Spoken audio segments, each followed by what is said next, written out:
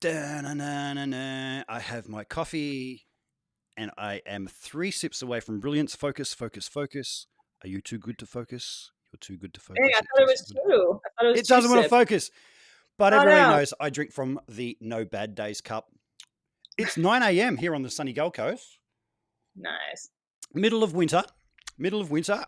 I just want to give a quick shout out to Chicken Picks, Summer Cable, and ET Guitars for sponsoring the show.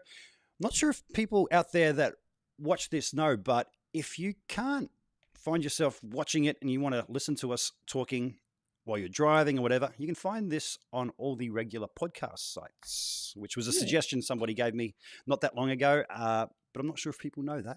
But that's awesome. enough yabba yabba from me, because there is a ding dong and somebody's at my door, and it is no other than Miss Nili Brosh. Hey, Nili. How are you doing? I'm great. How about you? Uh, as I said, a few sips away from brilliance with my morning Right. coffee. I did warn you that if we moved it forward a couple of hours, that I will be in my pajamas, and I'm wearing my best pajamas for you, and That's awesome. my I cat need a hat. beanie like that. I need a beanie like that. It's only one step away from beanie with a propeller on it, right? So, That would be super nerdy and super cool. I think you'd rock it. So With just the current state here and having to wear masks and things, I found it really inconvenient to actually put the holders up under your ears on a face mask while wearing a beanie. And then I Mhm. realized I can actually hook them around here. And that works Oh really well. wow. Yeah, yeah. So But, it's super quick. okay, so that's basically the wearing a mask version of your suspenders holding up your pants at your chest level, basically. Yep, yep. Oh, that's funny. So, as I told everybody, I'm here on the sunny Gold Coast in Australia. Let everybody know where you are. I am in sunny Las Vegas. Well, it's mostly sunny, yeah, but it's like 4 o'clock, so quite a bit of time difference. In And the middle very, of summer. very hot. I just commented before, you have the world's biggest drink bottle there. Yes, yeah, you're gonna see my water throughout the interview because I'm always drinking water. Because very dry here. You know, people forget that you have to continue to drink water in the winter because you don't really feel it's not warm, but it's so dry that dehydration like catches on you quick. So I'm always like with my huge water bottle. Cool, cool. Life Now, lesson, now, very important. am I right in thinking you're originally from Israel? I am, yeah. Yeah. Yeah. At what age did you move to the United States?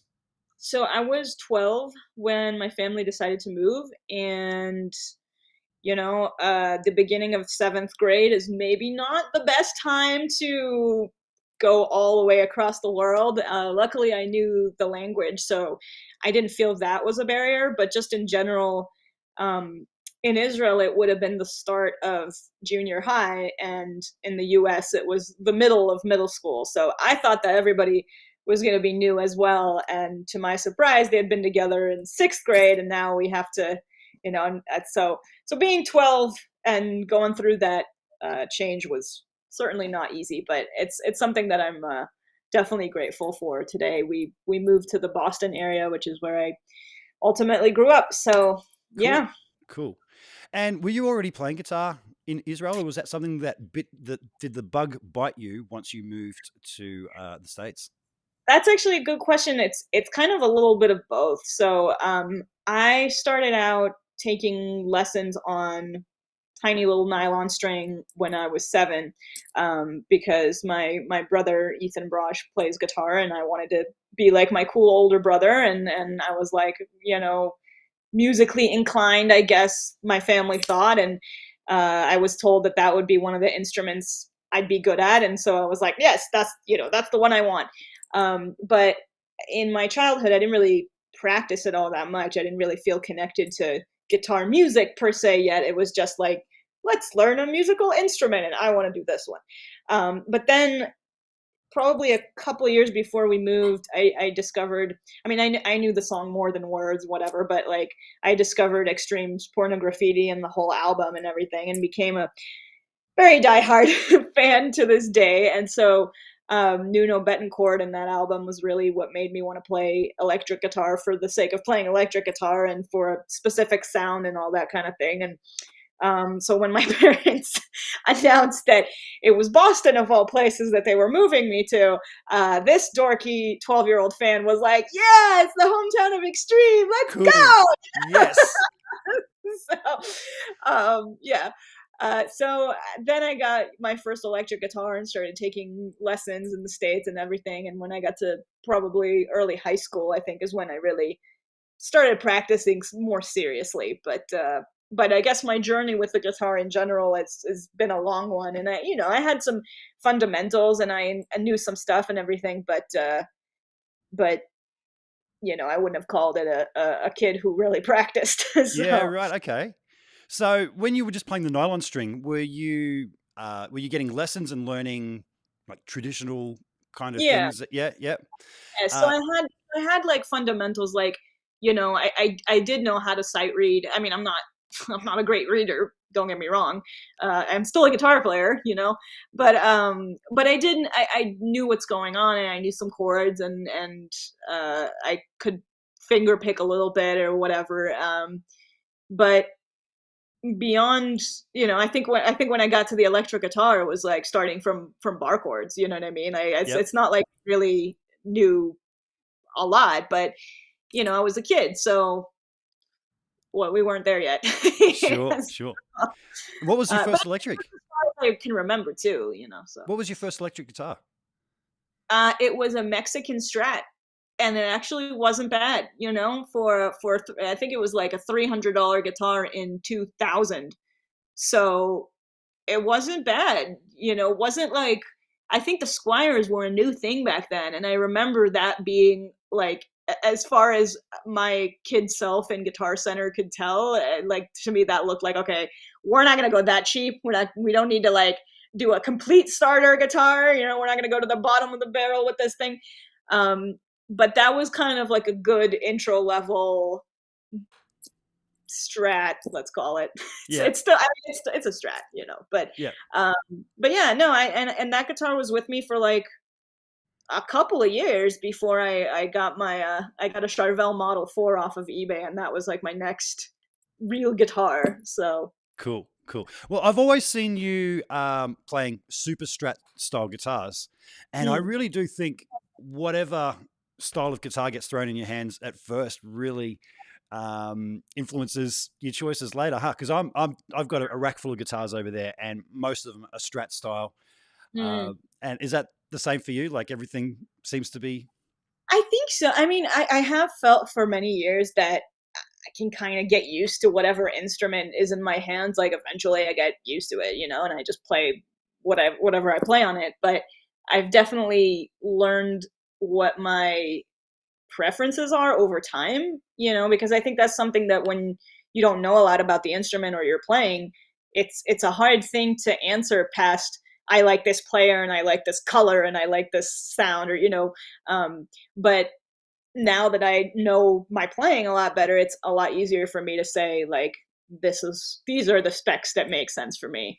Yeah. And yeah, super strats were definitely always a big thing for me, and just the Ibanez shredder thing in general, I guess let's call it. You know what I mean? Like that was always conducive to what I do on the instrument. It always felt comfortable. So Cool, I'm cool. also I'm not such a gear nerd that I'm like after the littlest details all the time. I'm very much if it ain't broke, don't fix it kind of person. Yep. And once I found what works for me for whatever reason that might be, I just kind of decided to stay there unless there's something so groundbreaking that I have to check out. You know what I mean? Like, and at that point, most people know about it. So chances are I stick to what I know. So I'm taking it that after moving to Boston, you would have eventually have met Nuno. Yeah, I met all of them. It's funny because I've met them tons of times through the years and everything. But um, that first couple of years that we were living there, I was definitely like that kid super fan that went to like any and every as little as an autograph event at some music store to see any member of Extreme at any time. And my parents, like, to this day, like, you know, I thank them so much for being so cool and for like taking me to do that on weekends. And Gary, especially back then too, like he kind of like noticed me around from being like that kid fan that always showed up, because, you know, I think in 2000 there probably weren't too many 12-year-olds at that time that were doing that. So he was always really cool to my family and to me. And like, he would invite us to sound checks and things, because they would do a lot of club gigs at that time. And I mean, it wasn't as extreme, right? But like, they would be doing club gigs, and I couldn't go if I wasn't 21 or 18 or whatever. So he would always kind of take pity on me and invite me to the sound check.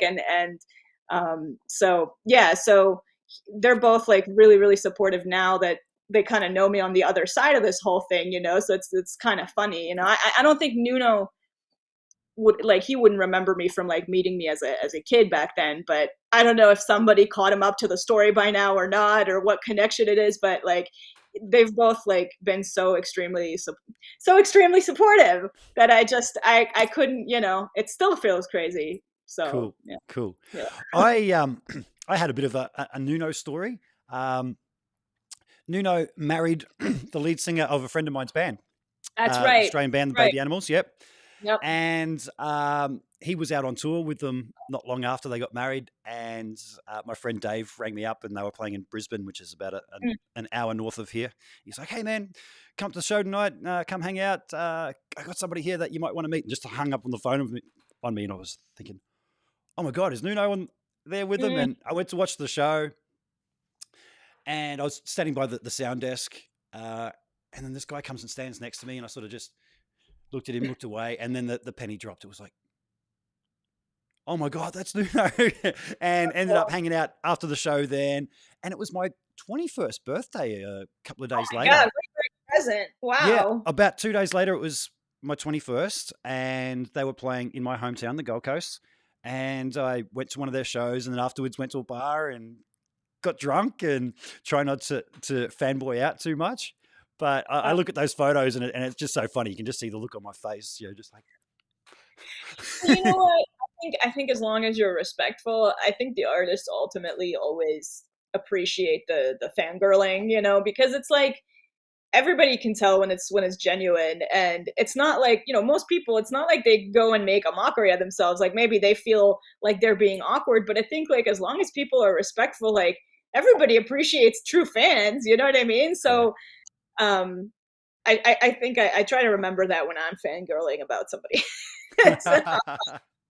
Well, I saw you post the other day on social media that Andy Timmons was one of your heroes. And yeah, he was the last live chat that I had on last week, and he was a lovely guy. He's the best. And Andy's another, like, he's someone I'm really like lucky to call, like, you know, a close friend that I've known for a long time now. And he's always been really helpful and just the nicest. I mean, you know, he's the nicest dude. Yep. So apart from Nuno in the early days, who else was a big influence on you? So Andy was like really there from like some of my early like years as well. He was someone that I discovered like really when I probably only a year or two later. And then Iron Maiden I got super into in early high school. And then that led me to a lot of the shred stuff and a lot of the Shrapnel catalog, you know, and getting like heavy into that, like any 15-year-old that wanted to shred kind of thing, you know. But it's like another thing that I'm ultimately grateful for, because I didn't know that one of my first gigs was going to be with Tony McAlpine, and that one day all that knowledge that I'd hopefully acquired, you know, was going to be put to good use and like become extremely relevant. So yeah, nobody could have like really prepared me for that path, but I'm glad I have that, you know, knowing those catalogs. Cool. Now you mentioned playing with Tony McAlpine. What's some other names that you've played with over the years? So I've played with a lot of people. I'm very blessed. My first gig out of Berkeley when after college was playing with the Iron Maidens. Cool. And I would like, come out to LA and do gigs with them. And that was always fun, and that really kind of gave me an introduction to really being a musician after college, and not like doing it like for school, like doing the real thing.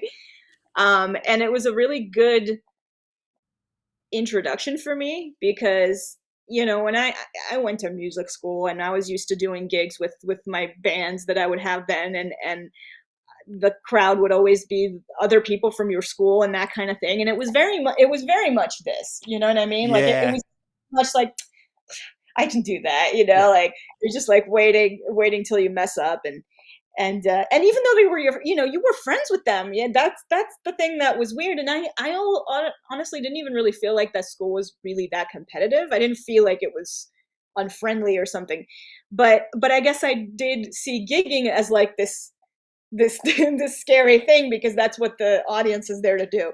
So I remember going into it thinking like, okay, I would learn those Maiden songs, and I would learn the parts like with my ear to the speaker, like just to make sure that I'm getting like the right parts and all the right, and I'm thinking like, man, because those fans, they're gonna know when every little thing is not played like the record, Yeah. because they know, and a lot of them, they do, they're diehard fans and everything, but I just expected it to be so much more judgy, and then you get out there and everybody's just like so happy and drunk and dancing and just like happy that it's a bunch of girls playing Maiden and rocking out. And I was just like, this is awesome. Like this is a lot easier than I thought it was gonna be. So having fun with that like really prepared me for doing other things. And but other than Tony, I spent a couple of years with the Cirque du Soleil show out, which is what brought me to Las Vegas. So that was their Michael Jackson show. It's called One. And it's an interesting situation because it's not a traditional Cirque show or theater thing where there's a pit band or orchestra and they're not seen, and that it's not like that at all. It's actually, most of the show is using tracks, and there's two live musicians, myself having been one of them, and the other one is a female vocalist who they have, like, that we're both characters in the show. I was actually like on stage, but she was riding on this like crescent moon that they would fly like over the house in and out for, like, she was basically doing duets with Michael kind of Cool. thing. Yep. So it was so really cool, So for me, it was just an amazing opportunity because it was a featured character. It was based on Jennifer Batten. If you're being honest about it, like, they Yep. don't say it, they're not gonna concede to that. Yep. I don't know why. Like, I think that's a perfectly good reason, but it is. So I had this like ridiculous gold outfit with huge boots and frills and insane wig and all this crazy stuff. Big heavy gold custom guitars, one that shot fire, and Oh, yes. yeah, I mean, that was the best part of the job, is firing at the end of the beat at solo, like when you're going, like I was during that. There's a 30-foot arc of fire. So it was really cool. It was really cool, like I really had to play up my musicianship and like run around the stage with a bunch of professional athletes, former Olympian type people. And I was like, I don't know what the hell I'm doing here. You know what I mean? Like, I'm just a musician, but having to kind of hang with that was a really different set of skills and kind of bunch of experience, but still live experience, and a ton of it. Cause we would do, I mean, they're going back to this, right? But they're 10 shows a week, every week for 48 weeks a year, if you're not injured or, requested some sort of leave of absence or something. So, and I was like the only person in the cast who didn't have a backup at that time. So if I was injured and out, they replaced me with tracks. Like, the whole character was Okay. out. Yeah. I really tried to be in the show, but yeah, I mean, I loved that gig and it was a lot of fun, but I think I did it for 2 years and it just like kind of took a toll on my body. And so I may go back and do it part-time at some point, just because I love it, and I never feel like the door is closed on anyone I've played with or worked with, Yep. and I kind of like keeping it interesting. But yeah, I mean, it was definitely like a chapter, and then Yeah. I just liked living here so much that I decided to stay. Cool. Yeah. Cool. And did you start gigging before you went to Berkeley, or was that was that afterwards? I mean, I guess that depends on like what you call gigging. You know, like when I was in high school, I felt like the extent of gigging could have it was like battle of the bands you did at your school with your friends thing. So Yep. I don't know. You know, it's I don't consider that pro gigging or gigging on any kind. I mean, I guess I'd performed. You know what I mean? Like it wasn't like I was foreign to the stage in any way or anything like that. But I didn't feel like I was really professionally working until I left college. Yep. Okay. Yeah. And when you first started playing, what were you using as an amp? Like I actually didn't have an amp for a year or two after picking up electric guitar, and I would just Yeah. hold my headstock against the wall, the whole wall would resonate, Wow. and that was my oh yeah, I can hear that, Oh my and God, that's crazy. yeah, yeah, Um, and then I got myself like a little PV, which sounded completely terrible now in hindsight, but I'm always interested what people started playing through. What was yours? you gotta, you gotta have some, you gotta be kind to yourself about that because I think that's everyone, when we start. And I know people now that, because the game has changed so much with plugging into stuff that there's people now that just don't even own amps, and that to me is like a crazy concept, but I get it, so, but for me, listen, I was a lucky bratty kid with an older brother that had gear. So Cool. he helped me out more than once. I do have to say that. So that definitely bailed me out a bunch until I was like kind of ready to buy a head in a cab, you know. Yeah. So, Similar for me. Not my own brother. I didn't have any brothers growing up, but my friend's brother was in the army, but he was a guitar nerd and had all this mm, cool stuff. And when his brother was away, if I had a show to play, my friend would bring all these pedals and things. Go, oh, let's try this and that, and so that was a bit of an exposure into trying out gear that I mm, normally wouldn't have first up. Was a friend's older brother. So very thankful for that. But you said mhm. about people not really using amps anymore. Like you're a head rush girl, aren't you? I mean, partially, yeah. I do use the head rush a lot. I have my main rig is still a JSX head. Yep. I have an Ignator Tourmaster 2x12. And and Headrush knows this, so it's not weird or anything, but like they know I love their product and I do, and I use it a ton with so many things that make sense, like especially, anything that's, well, I mean, I was about to say any recording that isn't necessarily like a full length album, but to be fair, like even then, like I'm starting to use some of it for that just because it sounds really good, So I do use it in a lot of situations. I've used it in a bunch of live situations where it like just completely saved my back, and I've had to start prioritizing that after I got injured, doing what I do, right? So that's helped a lot. But I do have to say that like at heart, I'm still a tube amp kind of person, and the feeling under my fingers pushing the air and all that kind of stuff is like a real thing. So whenever it still makes sense, and especially like big gigs, while they were still happening, I felt weird, like maybe going out and doing a festival with a head rush. So I still would, I still have heads and cabs and stuff like that, and it's gonna remain a part of what I do. So it's just become very situational for me over the last few years. Yep. What were you using when you're doing the Cirque du Soleil gig? They had an Axe Effects, like their entire rig was like, it was like amazing that I was allowed to use my picks. You know what Oh, I mean? really? It Really? was like, yeah, it was like you had no like. I do have to like that. I guess that's one thing about that gig that would potentially bother a lot of guitarists to the point where they would just be like, "Yeah, I'm not into this," because we're never asked to not play our instrument, not play our rig, not play our through our tone, and like all that stuff.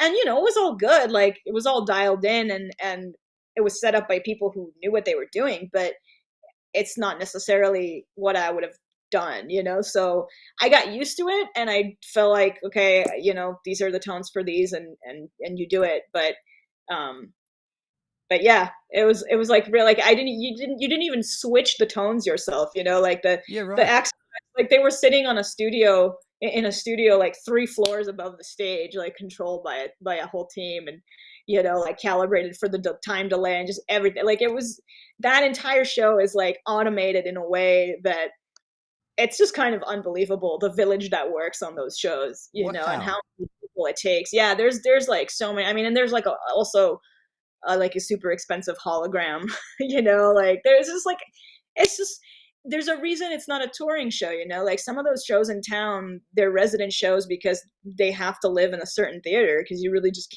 you can't take that stuff around. Wow. That'd be It's kind weird of playing. never think about, yeah. Yeah, that'd be strange playing through somebody else's patches and having I somebody know, switching it it all. takes getting used to. It really does. But you just, you become this whole character that's just like meant to be in that role. And so you kind of take on all that that means, and eventually and the guitarist played well. It's not like, I want to preface that, or not preface, but like reiterate that the gear was all good. You know what I mean? It's just still odd that it's like all right, well, take it or leave it kind of situation. Yeah, yeah. But And I guess that's what happens when you don't have a band and you don't have an MD on site, and it's, like if there's two musicians in the show, you're not going to be their priority, and they're not really going to know how to deal with you because they don't have a department for you, yeah, really. right. Yeah. So, And, so a lot of it made sense. and just learning the parts for a show like that, was that all scored for you, or did they give you tapes and you just listen to Yeah, I songs? had to Yeah. learn everything by ear, but it wasn't, that part really wasn't tricky, because it was mostly solos and some rhythm parts, and they're all super famous Michael Jackson things that, you know, I would hope you would be able to learn for a gig like that, So that wasn't an issue for me. I'm glad they didn't try to like write it all out for me, because it would have taken way longer to learn that kind of music that way. So Yeah, yeah. But you did say you can read, yeah? yeah, I'm not the best reader in the world, really. Like truly, I'm still a guitar player, but I'll get away with it. Yeah. Yeah, yeah. So when you're trying to work things out by ear, when they provide you songs that way, do you use any particular software to slow things down to get right into it? Um, I have in the past. I mean, I've done a ton and ton of transcription in my life. It's, I guess, like, I think it's probably my strongest skill, just because if I've had to log my practice hours on something, they would all go to that pretty much. It's just the way I've naturally gravitated towards doing things since I was a kid. Yeah. So I've owned that one skill for so many years that I used to use back in the old days. I think it was like a Winamp plugin that I had to like slow stuff down. So it's like really going back. But I just got to the point where I don't need to, or maybe just for like a small section of something, or maybe just to save time. Yep. Um, or if I really want to like, you know, make sure I have things to the tiniest of details or whatever. But Yep. it depends on what it is. And I also auditioned for that show like 3 times over the course of like 5 years or something. Oh, So I really? knew the audition songs when I went in. It like really was not anything new by the time I'd gotten there. So Yeah, yeah. yeah. Cool, cool. I've seen you playing a lot of covers online, and you nailed them all. It's great. Oh, thank you. How do you go? Like, are you one of these people that learns a song and you've got to record yourself doing cover of it straight away while you remember it? Or Yeah, yeah, yeah. yeah. Because I've done that where I've posted covers of myself playing something, and then 6 months later, somebody will go, "Hey man, I saw you do that. Play it for me now." And I just look at them and go, Yeah, "Oh, man. I haven't played That it is, since then." you, dude, that has really started to bite me in the ass in doing clinics. Yeah. Because I'll go into a clinic in some random place, and people will come to hear like Decadence Dance or something, and they'll just be like, "Can you play that?" And like, well, maybe that one I would remember, the riff or something, But even if it's something like that I've known my whole life, I'll be like, it really goes in one ear and out the other. Like I have to be playing it all the time if I have to like, you know, uh, get it out of my sleeve. But now I just kind of like try to play more solos like that just for fun, just to remember them because it will come up. Yeah, But I yeah. found that it's like I should be doing that. It's fun, and then you realize that you do remember the stuff better than you think you do. It's never as buried in there as you think if you learned it once. And do you find that transcribing songs is a great way of learning different techniques and different ideas from people? Yeah. Yeah. Yeah, Yeah. I mean, I think I can't recommend it enough in general just because it's so much more than ear training, and you can't really count the ways that it even helps you. Like it helps you in ways that you wouldn't even expect.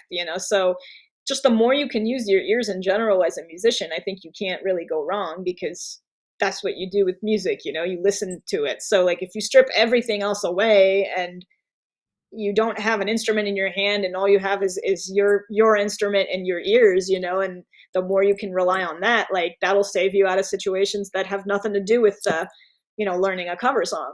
So I just kind of feel like, for example, like if I had to choose between that and reading, I think that's a more important skill because like if you have ears, no chart in the world is gonna like stop you from getting to the point. You know what I mean? Like being able to read won't be a hindrance if you can see what's going on with your ears. Yeah, absolutely, absolutely.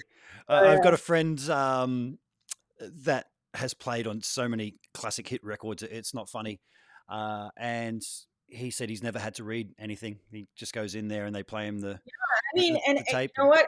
I got to tell you, I'm learning now that Vegas is more of a reading town than anywhere I've worked or lived. Um, I don't know. I don't know why. I guess like there's so many like more like old school kind of gigs, I guess. But just in the last couple of months, I've been asked to read for stuff, and I was just like, wow, like I have never been asked that until this year, and like in any professional situation, and then in the last couple of months, it's been like a few times, and I'm like, all right, maybe it's this town, but still an important skill. I mean, I have such a love-hate relationship with it, but I guess it's important. Yeah. Yeah. I think it's one of those No, things that you have to keep flexing that muscle. Like once you develop it, or else it like just everything goes, doesn't it? else. Yeah, like everything else. I mean, anything that I'm not playing, I really don't remember. So Yeah, yeah, yeah. And when you went to Berkeley, like you were already quite an accomplished player before going there. I don't know. I don't know how to gauge what that means. What does that mean to you? I mean, what does an 18-year-old accomplished player look like to you? You know what I mean? Yeah, right. They still have the maturity level of an 18-year-old as a human being, Yeah, yeah. regardless. Of, I don't know. I mean, I think I was technically proficient, but I didn't have enough experience to always play it as clean as I knew how to play stuff. Yep. I think I would just like be sloppy because I would be nervous or not warmed up or not practicing something enough or whatever, because we had to go through a lot of things in college quickly. But I did know a lot of theory and I did have a lot of like ear training under my belt and stuff. So yeah, I mean, I knew my way around a guitar a little bit, but like I don't know, nobody thinks their 18-year-old guitar player self was any good. Yeah, sure. I I hope. guess I guess what I Terrible. mean by the You know what? question. I think I peaked then, so we shouldn't even be having this conversation. So yeah. I guess what I mean is, like, if somebody that knew you as a guitar player before you went to Berkeley, as opposed to when you come out, would they be going, "Whoa, Nili, you I learnt, see what you're asking. yeah." Would you be playing as good as you are now if you didn't You go know what? there? I don't know if it would have been obvious to the naked ear. You know what I mean? Because someone who doesn't know what the details of that situation, what like really what, let's say, instrumental guitar is, right? Then like they wouldn't have been able to hear the difference. Maybe. Or maybe it just like sounds more mature or something like that. But I think anyone who understands like what it is to study music then yeah, maybe they would have been like, okay, wow, like you can see how you have a few years more of knowledge and experience and examples under your skin, Yeah. Was there any really under your. invaluable lessons that you learnt there? Like that you just gone, oh man, I'm glad they taught me about this, or I mean,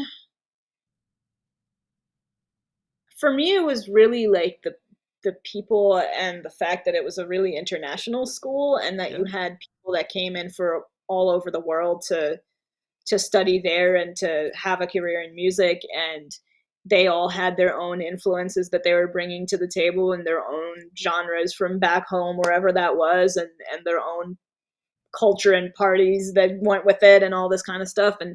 Um and it's kind of actually like what I went there to get in a way, because I wanted to be a more versatile player, and I knew that I wouldn't probably expose myself to all those things on my own unless I was like really forced to be immersed in something like that, because I just didn't have, at least I knew that about myself, that at that time I didn't have the drive to like go looking for it, you know what I mean? Like I could have maybe studied all that on my own, but I knew that I really had to be put into that situation. So and plus, like those, a lot of those same people, they just become like your lifelong friends or people that you play with later on. And, um, so it's, I think it's a good reason to go to music school, because I knew then too that like it was always an expensive school.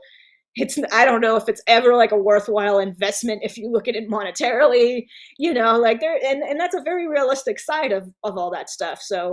Um, so at least like I knew that going in, like and it even, also helps you get over the fear of playing in front of people standing there with their arms crossed, looking at you, right? I mean, I'm telling you, like that was a bonus that I didn't expect. And man, talk about like how worried I was about it when I started playing with Tony, because with him I was like, well, his fans are for sure gonna be like, and it wasn't. It really wasn't. He thought it was really funny that like we were somewhere in Europe, and like back then, like I wore a skirt or like a dress a lot on stage, and some dude, I don't remember what country it was. I didn't hear this. It was just Tony telling me that like some guy came to the merch table, and he was like, yeah, like she's playing Tears of Sahara, and like she's wearing a dress, and like I don't understand like how she's doing that, or like it was like something like that, or like that it was like such a combination of two things that he just like was not expecting to see together or something, and it was like so mind-blowing to him that Tony thought it was hilarious, and I was just kind of like, yeah, that's I guess like the best I could hope for. Wow, wow. Yeah, some people pick on the strangest things, don't they? Like No, I mean, but like, it was all, it was a positive one. I didn't take it in like, of course, like, there's a lot of the, I think there's just kind of like the ignorant comment, like, let's say ignorant compliment about being a female guitar player. Like there's a lot of that, but this, it wasn't like done in any harm or anything like that. It was just the way it was put. Like it was just such a ridiculous concept. yeah, right, right. So So you also played on Danny Elfman's recent solo album. So anybody that doesn't know who Danny Elfman is, he's the guy that did the Simpsons theme. And he's also, if ever you've seen a Tim Burton movie and you hear that spooky music, that's just, yeah. that's always him. Yeah, yeah. And he was also the lead singer in Oingo Boingo. Yeah. Yeah. How did you get that gig? And what was it like to work with Danny? Yeah, I still don't know. I mean, I got, it was like literally one of those phone calls where there was a number that I didn't know, and I literally did the thing like, if it's a gig, they'll leave a message. I'm not going to answer, And then like a second later, I had the thought like, it's never a gig. Like it's never that when I say that. And so then there was a voicemail, and I listened to the voicemail, and it was like, hi, I'm calling from, Danny Elfman's studio, and we want you to come audition for the, and I was just like, my jaw was on the floor, it was like and then the funny thing was too, it was right after NAMM 2020. And at NAMM, I'd thrown my back out like the Saturday morning of NAMM, Oh like the no. worst possible. You know what I Oh mean? Like, no. I had a lot of obligations that day, and it was like not the day you want to miss. But it was the kind of, and listen, I have injuries. I have plenty of days that I nobody knows, like that I'm in pain or whatever, but I couldn't move. It was like it was like my entire body, and it was I yeah, like a friend had to come and help me because I couldn't get up to pee. Like it was horrible. Oh So no. I remember like I canceled everything, and then I managed to like drive home the next day, like the 4 hour drive. I don't know how I did it. And I was so mad at myself. I was like, man, like I don't even know what I'm doing this year yet. And I really should have like been out there to network, and like this is like terrible timing. And it was like the Tuesday of the next week that I get that call, because I kept telling myself, yeah, but like something always comes in January. It's like always with the beginning of the year and NAMM that somebody always calls. So anyway, it was like at that point it was to audition for his band that was going to do Coachella in the infamous April 2020. So I was actually like one of the last band members to be hired, and I got through a rehearsal and a half with them before we went into lockdown. So that album really kind of came out of that whole experience. Wasn't really in his plan. He slated all of 2020 for live performances. He wasn't even really going to work on movies or anything. He really had like a lot of that stuff going on. And yeah, and it just, for me, it was like it went away as quickly as it happened, but it was such I mean, it's an amazing group. It's, Josh Freese on drums, and Robin Fink is the other guitar player, and Stu Brooks on bass. I mean, it's like such an amazing group of people that we all connected really quickly, and we were all super sad. And I think Danny was really like, man, like I was starting to have fun with this. Yeah, yeah. He was telling me, he's like, yeah, I was just like, I felt like a singer in a band again. And like, it was really like a depressing moment, but already he was like, oh, I don't know, maybe we'll get together and like do a music video, or maybe we'll do an album or something. And then like a few months later, he had this like 18 songs double album written, and he was like, I had to like force myself to stop writing because it just kept on happening. And he would like share the demos with us, and like just be like, he really saved my 2020 just being a friend, like because that really saved us, like still staying together with the talks of this album and the music and all those, and going through those things together, and the music itself being so COVID current, and 2020 political climate current, and et cetera, et cetera. So, it was happening in real time for us. And for me, it was like knowing that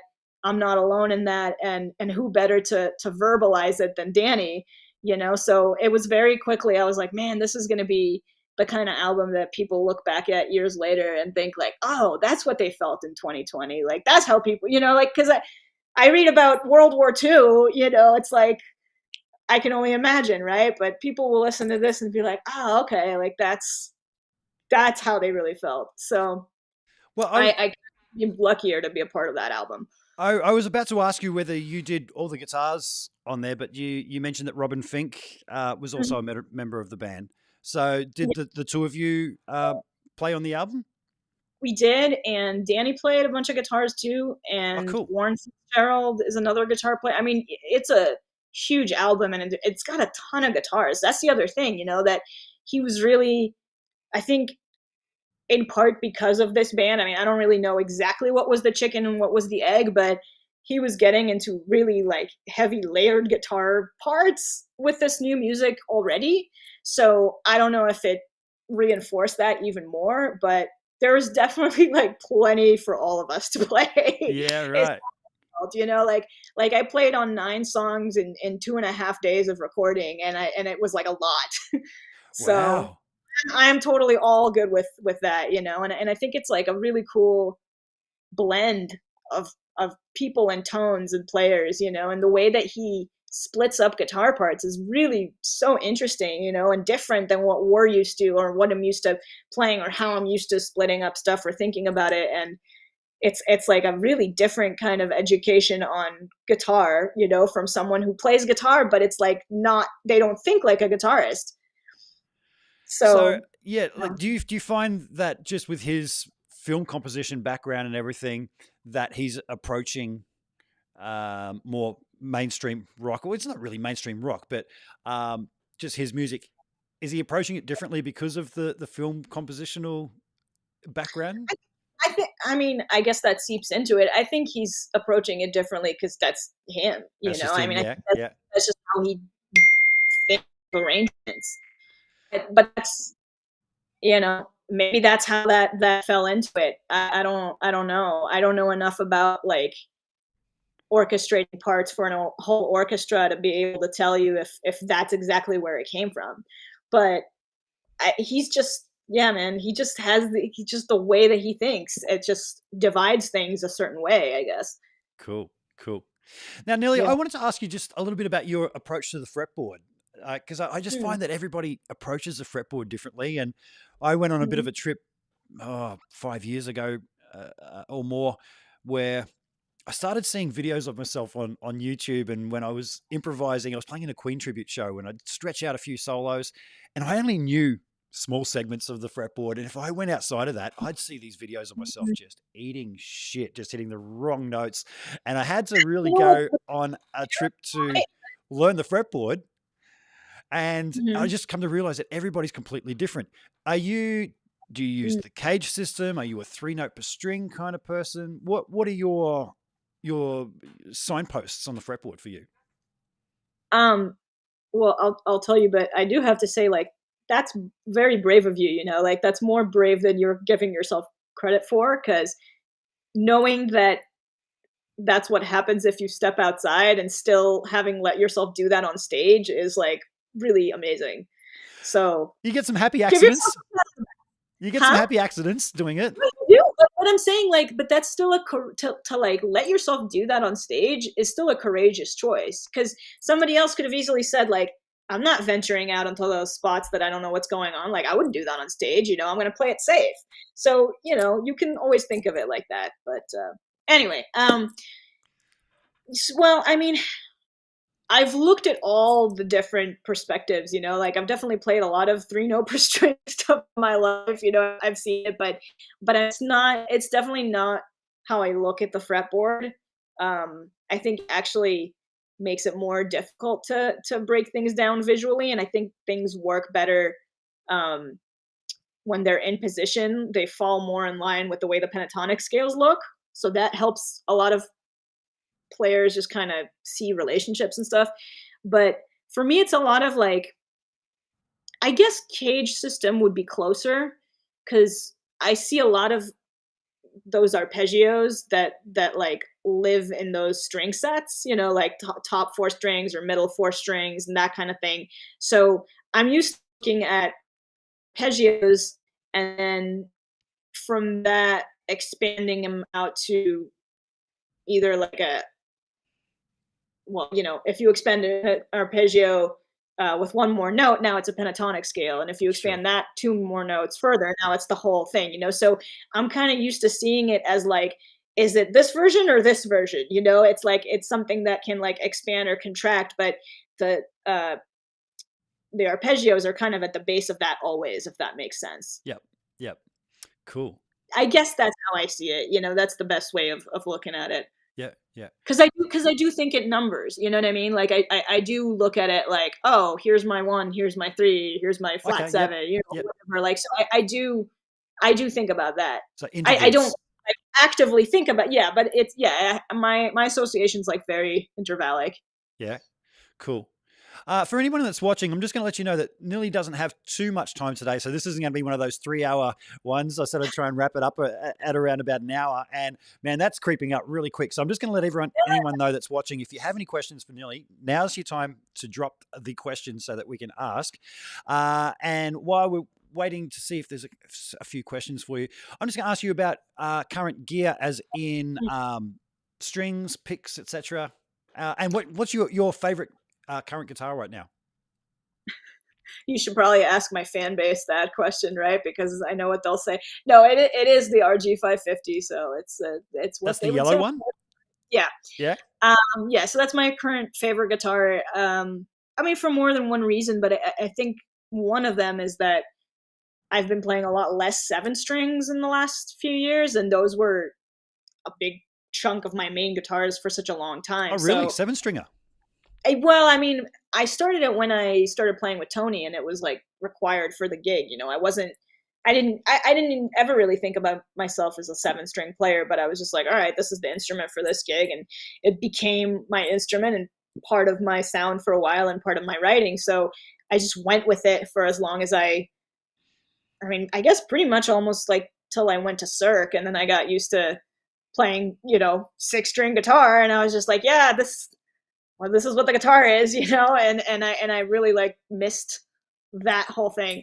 So once I got that 550, I really felt like right at home. Um, but I use the Dunlop Big Stubbies, the 2 millimeter Yep. picks, Yep. and I use Dean Markley Blue Steels 9 to 42.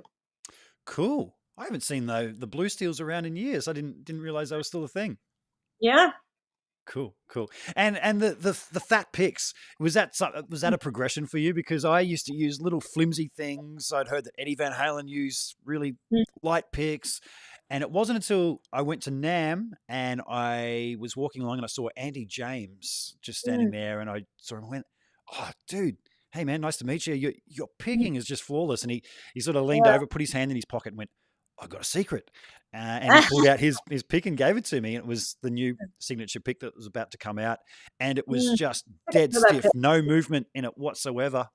And once I got used to that, I couldn't use a pick with flex in it whatsoever anymore. It just felt like trying to write with a rubber pen. So yeah, everything I have now is so fat. But you've discovered the same thing? Yeah, I mean, it was less of a progression for me. I don't know. Although I guess it kind of was, because when I first started like learning guitar when I was like maybe 12 or something, then I used those picks. But I think by the time I knew I wanted to shred, like when I was like just into that and wanting to do that, it was like you got to use a thick pick. It was just like the thing to do, I guess.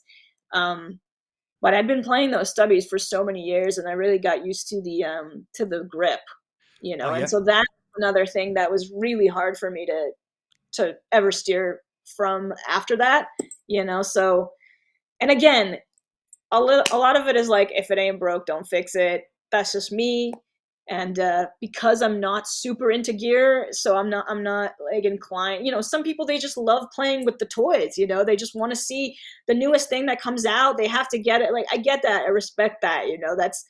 That's an aspect of it. But it was just never my favorite thing about playing guitar. So yeah. It's funny you mentioned the being used to the grip. Do you find that if you're holding a pick, most picks have got one type of print on one side and then it'll have something else printed on the other, and you get used to holding it a certain way. And if you're not holding it with whichever side you're used to hitting your thumb, man, I'm sitting there, I'm trying to find a convenient moment to flip it around, and it probably doesn't really matter, but it's just such a minute, small little detail that. I don't know if you'd notice it on these, because I mean the writing is different, but they make the shape and like the grip itself the same on both sides. Oh, So I don't cool. know if like the texture of the writing is enough to make you feel a difference if you gripped it the opposite way. It can't possibly be. I would have noticed it by now. You know what I Really? mean? Like, yeah. I wonder if it's just what you're using, because those picks really are pretty much the same both Okay. sides. Uh-huh. I Yeah, no, know. It must be worth a try. it's just such a small little detail that, yeah, if But I'm not holding it the right way. well, what is guitar, right? If not small details. So Exactly, exactly. There's a couple of questions there, Nilly. I tried having a quick glance at one before without losing the mm, attention. Uh, what's the thing that tonally sets your ear in heaven? Amp, guitar, or pedal, whatever. The one thing that you gotta have. I'm taking it that This is Poo Ninja. I don't know if you've ever seen a chap named Poo Ninja that's on that follows all the YouTubers. He's always in all the chat rooms and everything.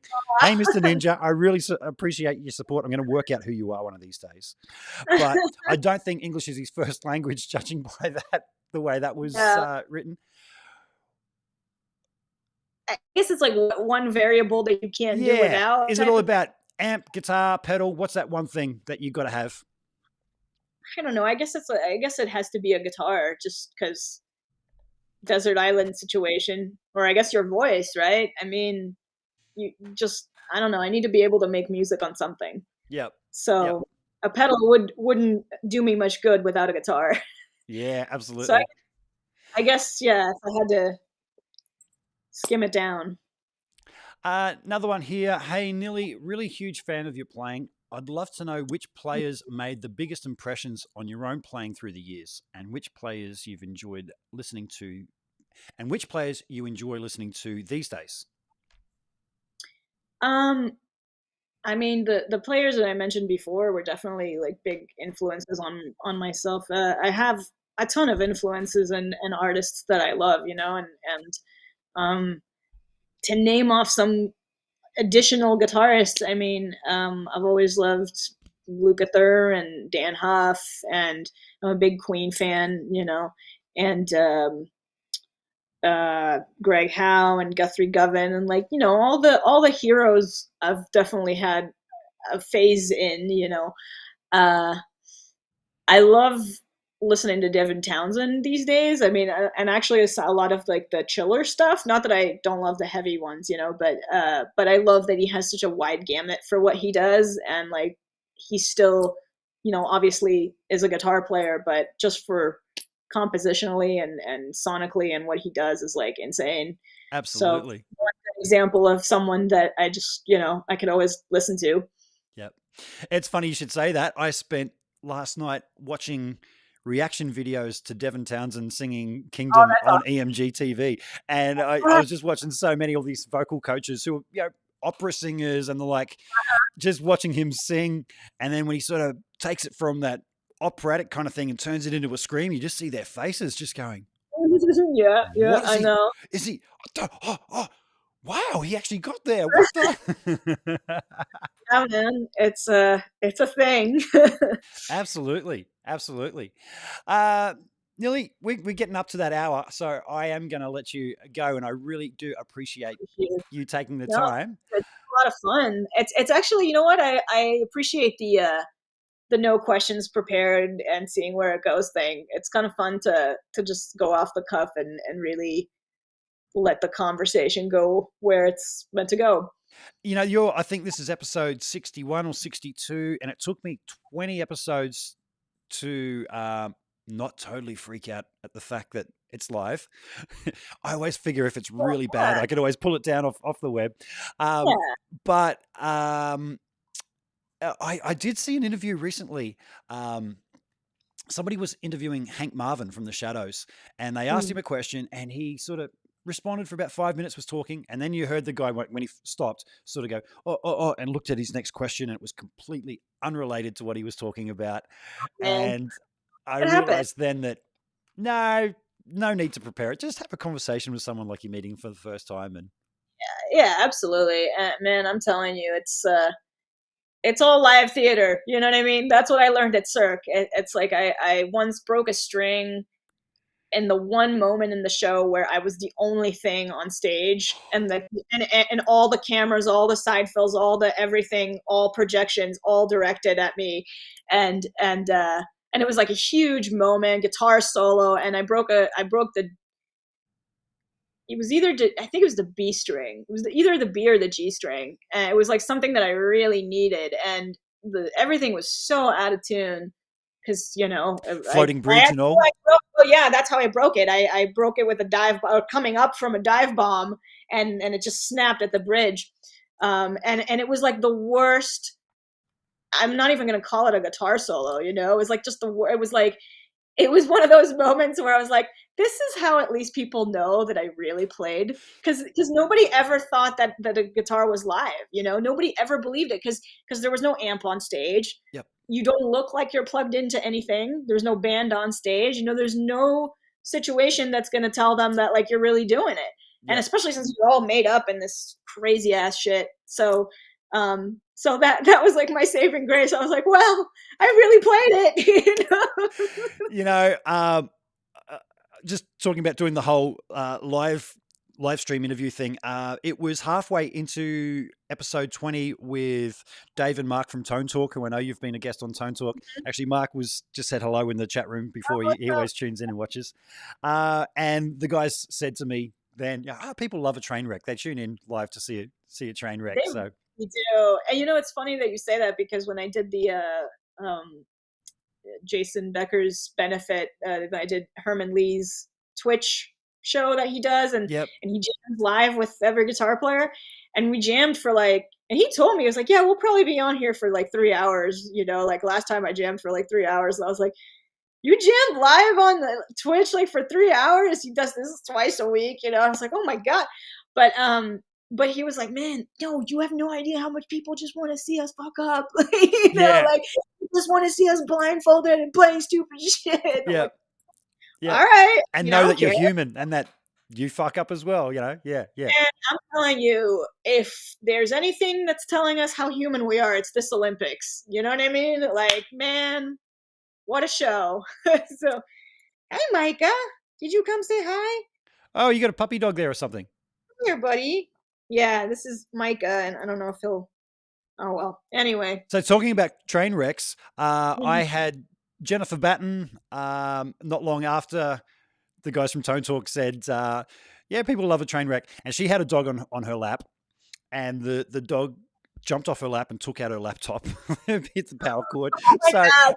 And that was my first moment of, wow, people tuned in for the train wreck, and you've just seen it. I'm sure Jen will phone back in as soon as she can. And nobody is better at taking those like a champ than Jennifer. And I have to tell you, like, she has taken this whole live streaming online COVID world. Like, no one's taken that more in stride than she has. Like, she created this online guitar camp that takes place like every weekend, like, or a weekend in every month or every couple of months. I was part of the first couple of them. And I just, I saw the process of her like figuring out, like having this idea, figuring out this thing, like building it from the ground up, like having all the frustrations about Zoom, having the frustrations about social media, like having the tanks of the live stream of like the embarrassing moments of forgetting to introduce somebody or introduce a sponsor or like, whatever it is. It's just, I've actually like had the privilege of watching that so many times this past year, and I'm like, man, nobody has like hit that head on as much as like I have so much respect for her for that, because it's like, I'm gonna make the most out of this situation, whatever it takes. I'm gonna like go through these trenches until I figure this out. And it's like, that's really hard to do, and it's like a totally new thing, and you just have to dive. So absolutely. Yeah. Now, you mentioned Jason Becker before, and just before you mentioned Jason, I actually scribbled down here that I was going to ask you. It popped into my head that I'd seen some pictures of you meeting Jason. Did you play in front of Jason? Yeah. Was that scary as shit? Yeah. Yeah, it is. But it's funny because it's like people don't realize that he's the one who asks you to play. It's like, I don't think anybody goes in there with the intention of like showing off for Jason Becker or anything. You know what I mean? Like, I don't think anybody goes in there wanting to play, and like you're pretty much told that you're gonna have to, which I kind of love. I love that he loves that. That's so cool. It shows how cool he is. But luckily, I met him, I think it was like 2012. I was playing with Tony in the Bay Area near where Jason lived, and he came out. We were on a bill with Uli John Roth, and so he came out to see Uli, and I met him that day, and I happened to be playing, so there was nothing I could do about it, So he had already seen me on stage. I'd felt better about that, and we had become fast friends. And so by the time I got to his house for the second time, like I was, a little bit more prepared for what was about to go down. But I don't think it ever really gets any easier, So he came to your gig. Yeah, I mean, he came there to see Uli, his bud, but we were on that bill as well. We, lucky us, right? Wow, So, wow. So he still gets out in public then? I mean, it was a long time ago, it was Okay. like almost a decade ago, but Yep, yep. yeah, I mean, if he can, I mean, if the venue, if it's a venue that's big enough for his chair and there's no like stairs or there's, like there's certain venues that you just can't physically go, and I think it's mostly like stuff that's local to him, but it is possible, yeah. Yep. Oh, awesome. Awesome. Cool. Nili, Again, once I mean, again, I want to speak for his family, I don't know, but but he was then. yeah, yeah. I think it's absolutely amazing the system that his dad's come up with the eye Oh movement to communicate. Yeah, yeah, that's just incredible. Incredible. yeah, Where that there's a family. will, where there's a will, there's a way. They say. Yep. Hmm. When there's a Jason Becker, there's a Will. So Yeah, yeah. Amazing, amazing. Nili, thank you so much. I'm going thank to you. hit my magic button, which brings Do up it. my really cool end screen that goes something like this. So everyone, thank you to Nili. Yay. Awesome, folks. See you later. Thank you.